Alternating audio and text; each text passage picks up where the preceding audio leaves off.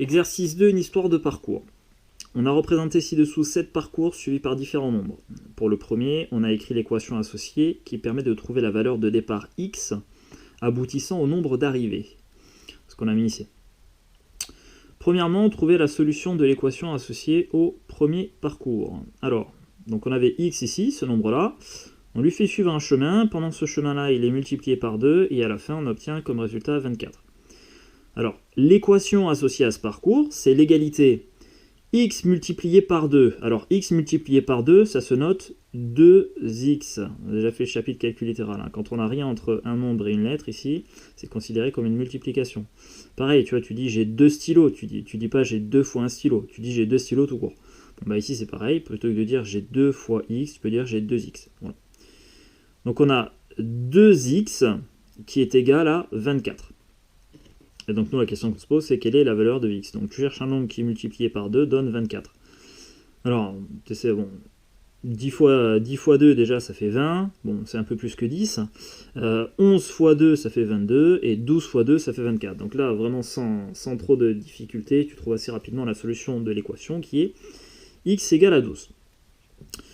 Deuxièmement, pour chaque autre parcours, déterminer l'équation associée et sa solution, puis en déduire la valeur intermédiaire lorsqu'il y en a une. Donc ça, ce sera pour les deuxièmes parcours. Alors, deuxième parcours ici, pardon, pour la deuxième série de parcours. Donc, deuxième parcours ici, on a y, un nombre qu'on ne connaît pas. Il suit un chemin et pendant le chemin, on lui rajoute 13. Et une fois arrivé, on obtient 20. Alors, quelle est l'équation associée? Eh bien, tout simplement, on a le nombre y plus 13 qui va être égal à 20. Voilà, c'est aussi simple que ça. Hein. Là, tu vois, j'invente rien du tout. Hein. J'écris juste ce que je vois. Y plus 13 égale 20. Alors, j'ai souvent eu la coquille avec des élèves qui essayent du coup de calquer ce qu'on a sur le premier parcours ici, et du coup qui écrivent 13y là. 13y égale 20. Alors ici, c'est pas 13y, parce que j'ai pas y qui est multiplié par 13. Ici, j'ai y auquel j'ajoute 13. Donc, y plus 13. Ici, j'avais 2x parce que x était multiplié par 2. Voilà. Donc, fais attention à ça. Alors, y plus 13 égale à 20. Donc, tu cherches un nombre qui, si tu lui ajoutes 13, donne 20. On a encore avec tes doigts, bilibilip, tu comptes. Et sans trop de difficulté, tu vas retrouver y égale 7. 7 plus 13, ça fait 20. Équation suivante. Alors, on a le nombre a. Issu parcours, il est multiplié par 5 et à la fin on obtient 38. Donc là, tu vois, on est plutôt sur ce modèle-là, comme au départ. Et l'équation associée, ce sera 5 fois la valeur a qui va être égale à 38. Donc maintenant, on recherche le nombre qui est multiplié par 5 dans 38. Alors, c'est peut-être un peu moins trivial, enfin, non, peut-être, non, je ne devrais pas dire le mot trivial, pardon, je dirais c'est peut-être moins direct, voilà, peut-être moins direct comme réponse ici. Parce que 38, c'est pas directement dans la table de multiplication, dans la table de 5. Alors, éventuellement, tu vois, volontairement, là, je vais faire exprès de passer sur la calculatrice et de faire pas mal de tests, parce qu'il y a plusieurs façons de résoudre une équation. Donc, une méthode pas idiote consiste à remplacer a par certaines valeurs. Voilà. Donc, tu vas essayer, par exemple, 5 multiplié par 7. Alors, bon, j'utilise la calculatrice, là, c'est un peu gros, mais quand on aura des nombres plus grands, tu le feras. 5 fois 7, ça fait 35. Donc il faut que je prenne un nombre plus grand que 7, puisque moi je veux 38. Si tu fais 5 fois 8, tu sais aussi, ça fait 40. Donc là, tu vois, j'ai dépassé, moi je veux 38. Donc finalement, mon nombre A, il va être compris entre 7 et 8. Tiens, regarde, je vais te l'écrire ici sur la feuille de brouillon. On a dit 5 multiplié par 7, ça fait 35. Ensuite, on a fait 5 multiplié par 8, ça fait 40. Oui, sauf que nous, on veut 38. Tu vois? Donc on va prendre ici un nombre qui va être compris entre 7 et 8. T'as qu'à prendre par exemple 7,5. Tu fais des tests, hein, là vraiment, tu testes. Hein, tu aurais pu prendre 7,4 si tu préfères, hein, c'est pas un problème. Donc tu fais 5 fois 7,5. Éventuellement, tu utilises la calculatrice et tu vas trouver 37,5. C'est pas encore assez, toi tu vas aller jusqu'à 38. T'essayes à nouveau avec 7,6. En fait, tu vois, si tu veux, c'est un peu le jeu du juste prix. C'est plus, c'est moins, c'est plus, c'est moins. C'est ce qu'on appelle un raisonnement par dichotomie en mathématiques. En fait, tu resserres la fourchette jusqu'à trouver voilà, la bonne valeur. Et donc ici, on a 7,6. Voilà, donc là, on l'a fait par test. Encore une fois, c'est pas la seule façon hein, pour résoudre l'équation. De façon plus directe, il suffisait juste de diviser 38 par 5 à la calculatrice et tu retrouves le 7,6. Équation suivante, mais je fais exprès hein, pour l'instant de faire des tests, tu le verras, c'est la première méthode que je vais te présenter. Juste après cet exercice. Équation suivante, on a le nombre b, ensuite on a moins 11, et à la fin on doit obtenir moins 8. Bon, l'équation associée, là encore une fois, j'invente rien du tout, j'écris ce que je vois. J'ai b, j'enlève 11, et j'obtiens moins 8. Voilà, mon équation. On y va, on essaye de résoudre donc cette équation, on cherche la valeur de b. Quel est le nombre qui, si on lui enlève 11, est égal à moins 8? Alors, si tu as quelques lacunes sur les additions et soustractions de nombres relatifs, je t'invite à refaire les fiches d'entraînement qui sont disponibles sur le site. Parce que bah, dans tout ce chapitre-là, si tu veux, tu as besoin de savoir ajouter, soustraire, multiplier, diviser des nombres relatifs. Donc les nombres relatifs, c'est les positifs et les négatifs. Et il faut aussi que tu sois béton sur le calcul littéral, hein, un chapitre qu'on a déjà fait un peu avant celui-là. Donc calcul littéral, bah, c'est tout simplement calculer avec des lettres, puisque là on est en train de le faire. Hein. Alors, b-11 est égal à moins 8. Là encore, si tu n'as pas d'idée, allez, tu fais tes tests à la calculatrice, tu vas prendre une valeur de b, je sais pas moi, 20 par exemple, on va faire 20, ensuite on va enlever 11, 20 moins 11, ça fait 9. Nous, on veut obtenir moins 8, donc il faut que je diminue un b. J'ai pris 20, il faut que je le diminue pour obtenir moins 8. Alors on va essayer avec 10. 10 moins 11, moins 1, il faut que je diminue encore. On va essayer avec 5, 5 moins 11, moins 6, on s'en approche. En fait, il faut que je descende de 2 encore. On va faire 3 moins 11. Et 3 moins 11, on tombe sur moins 8. Voilà. Donc là, tu vois, j'ai fait des tests. Et puis, bah, je finis par affiner la valeur et obtenir le bon résultat. Donc la solution ici, c'est b est égal à 3. Voilà, 3 moins 11 est égal à moins 8. Et là encore, ça allait... Pour aller plus vite, il suffisait d'inverser l'opération ici, de remonter le parcours. Hop. Et l'opération inverse de la soustraction par 11, enfin l'opération opposée, pardon, de la soustraction par 11, c'est l'addition par 11. Bon. Donc tu faisais moins 8 plus 11 et tu retombais sur 3. Deuxième parcours. Alors on a n multiplié par 3. Bon, ça va nous faire quelque chose ici, 3n, hein, tout simplement. Hop, je vais l'écrire ici. Et ensuite, ce 3n là, on lui ajoutera 2 et on obtiendra 35. Donc l'équation associée, bah, c'est tout simplement 3n, je suis parcours. 3n plus 2, c'est égal à 35 à la fin. Quelle est la valeur de n? Ouf. Donc là, on a 2 étapes dans notre parcours. Allez, là encore, moi, ce que je te propose, on fait des tests. On va essayer déjà avec 10, en supposant qu'on prend, pardon, n égale 10. Et tu peux essayer par autre chose, hein. Encore une fois, ça n'a pas d'importance. C'est en fonction des résultats que tu vas obtenir que tu vas affiner ta valeur. Alors, moi, si j'essaie avec 3 fois 10, plus 2, comme ça j'ai bien 3n plus 2, 3 fois 10 plus 2. On regarde combien ça fait 32. Moi je veux 35. Donc il faut que je prenne une valeur de n un peu plus grande. 10 c'est pas assez, je vais essayer avec 11. 3 fois 11 plus 2, bah, 35, bingo, j'ai gagné. Ah. Donc n est égal à 11 ici. Alors si n est égal à 11, eh bien la valeur ici à mi-parcours, qui était n multiplié par 3, c'est-à-dire 3n, 3 fois 11, ça fait 33. Voilà. Parcours suivant. Certains nombres p qu'on ne connaît pas, on le divise par 2. Alors ça fera p sur 2. Hop. Et ensuite, on enlève 5 et ça nous donne 8. Bien, l'équation associée, c'est p divisé par 2 moins 5 égale 8. Quelle est la valeur de p? Allez, j'essaye encore. Je vais essayer de prendre, je sais pas moi, p 10 encore. Allez, si on prend p égale 10, on va prendre 10, on va le diviser par 2. Et ensuite, on va enlever 5. Regarde combien ça fait 0. C'est pas assez, moi je veux obtenir 8. Alors je vais prendre une valeur plus grande que 10. On va essayer avec 20. 20 divisé par 2 moins 5. Ça fait 5. C'est pas assez, il faut que j'augmente encore. On va essayer avec 30. 30 divisé par 2 moins 5.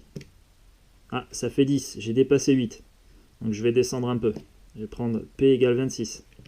26 divisé par 2 moins 5. Bingo, ça fait 8. Je suis content, j'ai gagné. Hop, P égale 26. Alors si P égale 26, la valeur intermédiaire ici qui était la moitié de P, P divisé par 2, bah, ça fait 26 divisé par 2, c'est-à-dire 13. Voilà. Et après on a bien 13 moins 5, on retombe sur 8. Et enfin, dernière équation associée, alors là il va falloir être vigilant aux priorités opératoires. Pareil, petit rappel de 6e et de 5e.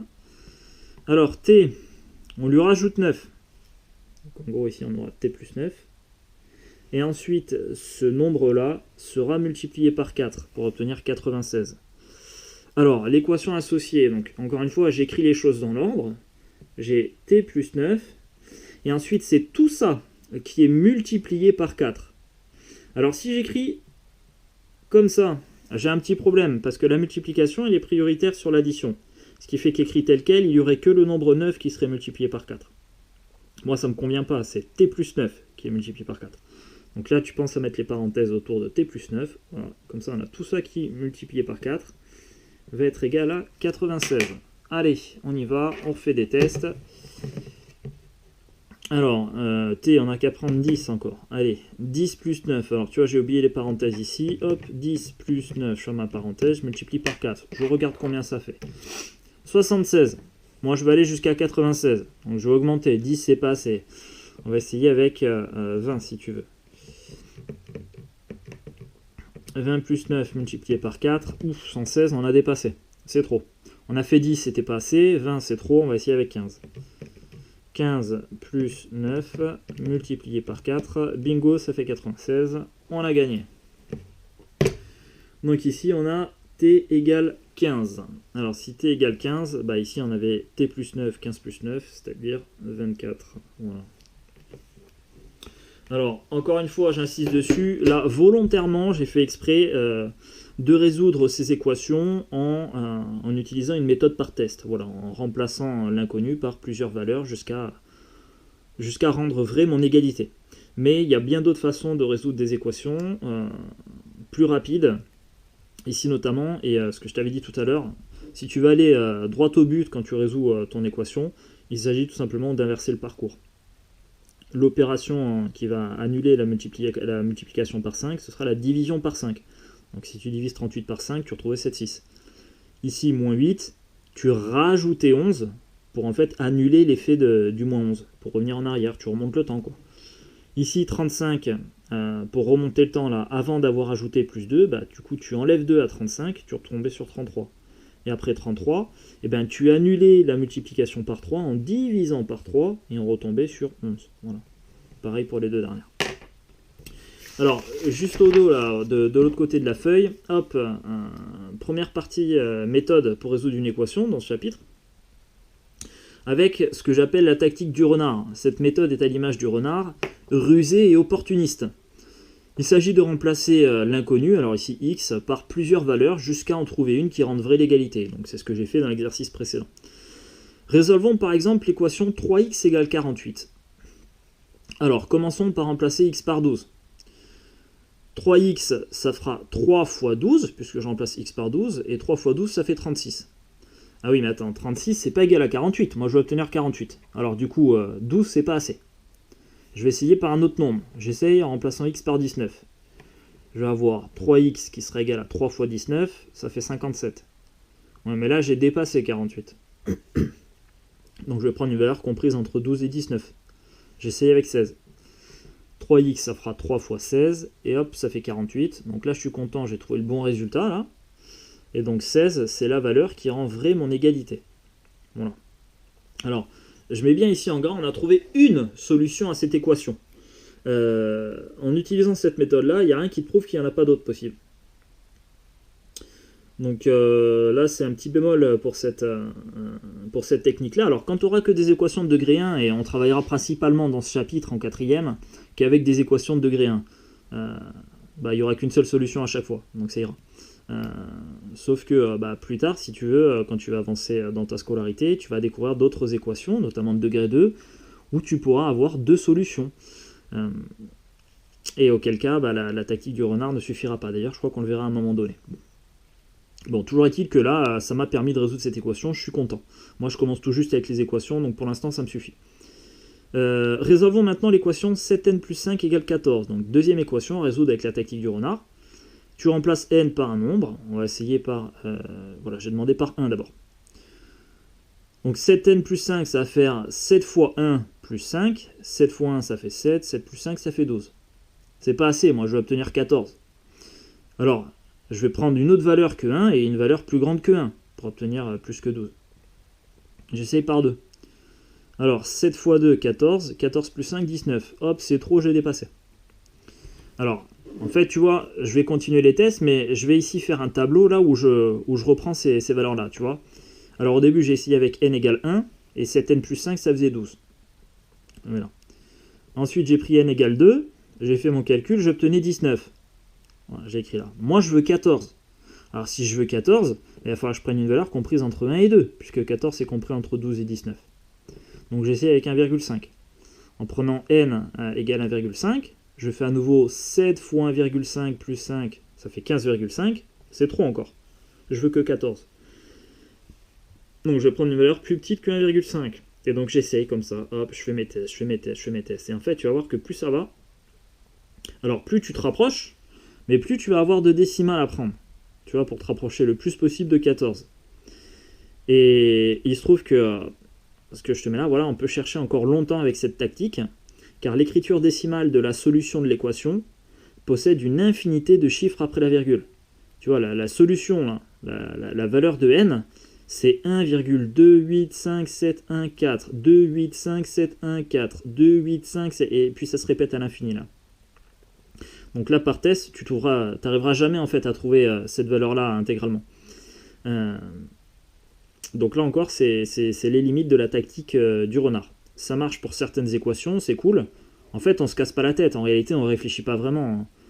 On arrive à trouver la solution de certaines équations, mais pas toutes. Donc cette méthode, tu peux la retenir pour l'instant, jusqu'à ce que tu sois confronté à ce genre d'équation, auquel cas, il va falloir que tu cherches autre chose. Et c'est ce qu'on va voir dans la suite. Donc c'est ce que je te redis ici, l'avantage de cette méthode est qu'elle permet dans certains cas de trouver rapidement une solution. Néanmoins, elle peut prendre beaucoup de temps dans d'autres cas et parfois même ne pas fonctionner lorsque la solution n'est pas un nombre décimal. De plus, si on ne connaît pas le nombre de solutions de l'équation, on peut en oublier. Il faut donc l'utiliser avec prudence.